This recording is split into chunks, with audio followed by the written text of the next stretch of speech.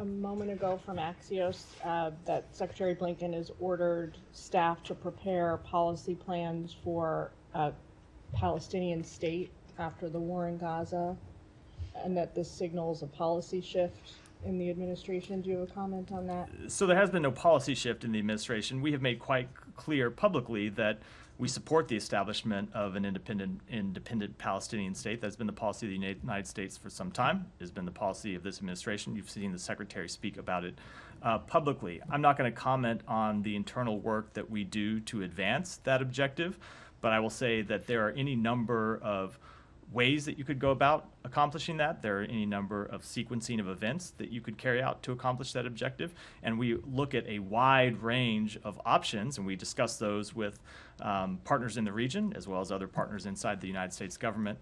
But there has been no policy change. But presumably, I guess policy planning would have contingency plans in the works that would include a Palestinian state. I mean, is there something new? Was there a new, can you tell us if the Secretary issued like a new directive?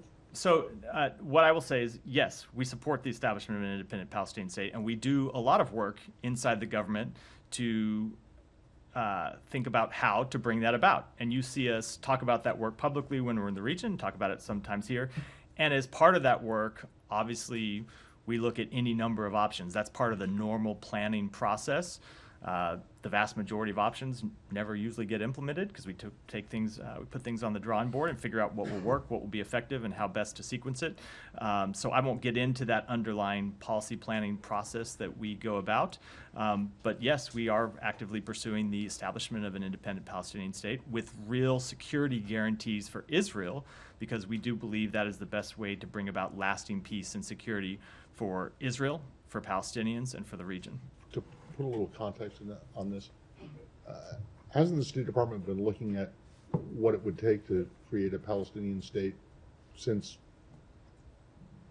the Clinton administration?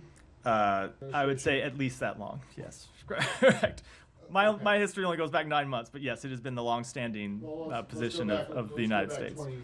Hasn't this always been? I feel like you're asking me leading questions, Matt, but yes, the answer is yes. I will. The witness will be appropriately led.